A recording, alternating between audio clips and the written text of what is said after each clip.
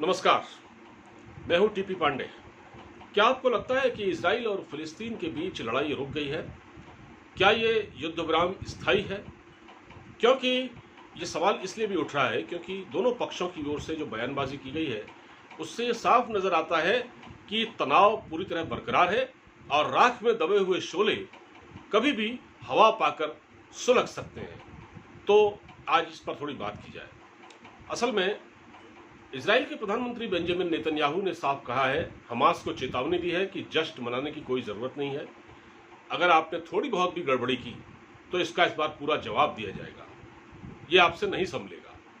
दूसरी ओर हमास ने यह साफ कह दिया है, हमास जो कि फिलिस्तीन का एक गुट है जिसकी सरकार चलती है गजा पट्टी इलाके में, उसने कहा है कि अभी हमारे हाथ बंदूक की ट्रिगर से हटे नहीं है, यानी हम किसी वक्त भी ये काम शुरू कर सकते हैं।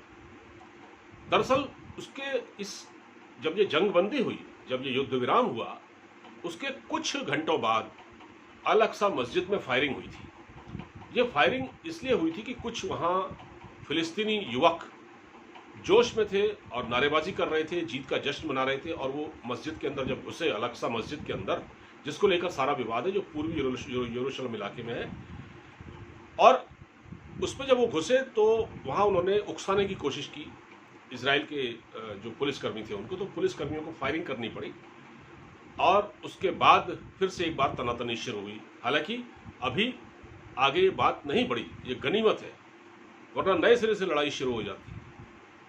अब मैं ये बताना चाह रहा हूँ आपको कि जो विवाद है ये बहुत गहरा है। शेख जराह जो एक पूर्वी यरूशलेम में ही है जहाँ पर फिलिस्तीनियों ने अपनी बस्तियां बसाई थी, वहां इजराइल उसको खाली कराना चाहता है। इजराइल कहता है कि हमारी ज़मीन है, आप इसको खाली कीजिए। ये पूरे विवाद की वजह है यहाँ पर, और यहीं से झगड़ा शुरू हुआ था। उनको नोटिस भेजे गए थे बस्ती वालों को, और वो लड़ाई शुरू हो गई थी। पूरी इस जंग में हमास की ओर से 4000 रॉकेट दागे गए और इजराइल की ओर से उनका मुकम्मल जवाब दिया गया। उनका जो एंटी मिसाइल सिस्टम है उसने ज़्यादातर रॉकेटों को आसमान में ही तबाह कर दिया, वरना इजराइल में बहुत तबाही होती। 4000 रॉकेट ये इन लोगों ने दागे थे। देखिए, मैं आपको बताता हूं कि जो हमास का जो चार्टर है उसमें ये साफ लिखा है, उसमें लिखा हुआ है हमास के चार्टर में, इजराइल के वजूद को मिटा देना, इजराइल के अस्तित्व को ही खत्म कर देना। तो जब यहां यह शपथ ली गई हो, आप सोच सकते हैं ना, जब यह शपथ ली गई हो कि हम इजराइल के वजूद को ही खत्म कर देंगे, उनके चार्टर में लिखा हुआ है।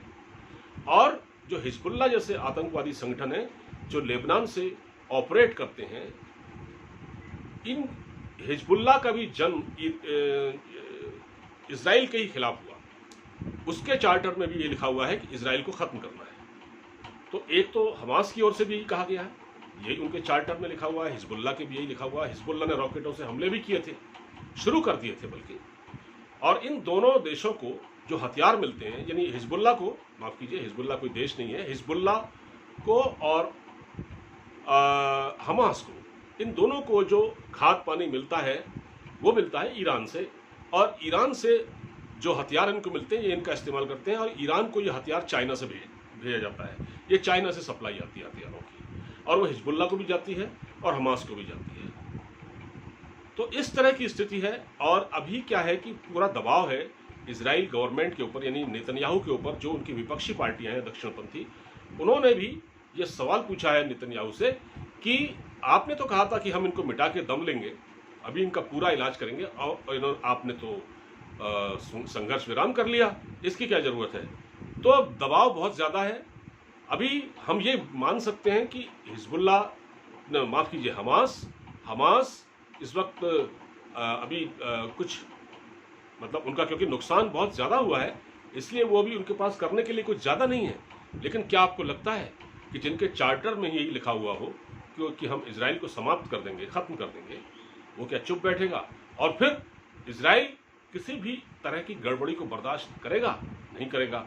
2007 और 2014 में जो खूनी जंग हुई थी, जिसमें बहुत सारे लोग मारे गए थे, जैसे इस बार मारे गए 300 लोग हमास के मारे गए और 10-12-14 लोग इजराइल के मारे गए, क्या ये इस तरह से चलता रहेगा? ये थमेगा? नहीं थमेगा, मुझे नहीं लगता है। लेकिन इस पर यूएन को बड़ी कड़ी निगरानी रखनी पड़ेगी। जे बाइडन भी साफ कह चुके हैं कि वो अभी इजराइल का समर्थन कर रहे हैं। जो अमेरिका के राष्ट्रपति हैं, उन्होंने साफ कहा है कि वो इजराइल के साथ हैं।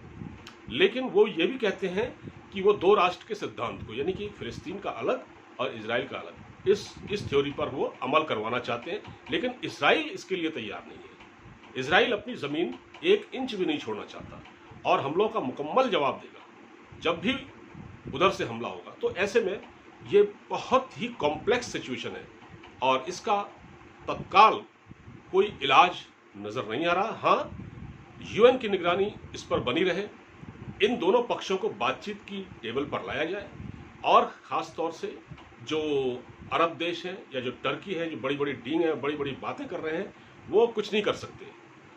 आखिरकार जो समझौता होगा इन दोनों पक्षों के बीच में होगा। ना इसमें चीन काम आएगा, ना इसमें टर्की काम आएगा, ना इसमें अरब देश काम आएंगे, ना पाकिस्तान काम आएगा। सॉल्यूशन वही है, आप दोनों टेबल पर बैठे और बातचीत करें। तो ये वीडियो आपको कैसा लगा? अच्छा लगा हो तो बताइएगा, अपना फीडबैक दीजिएगा, हमारे वीडियो को शेयर कीजिएगा और टिप्पणियां भी दीजिएगा, अपनी राय दीजिएगा। नमस्कार।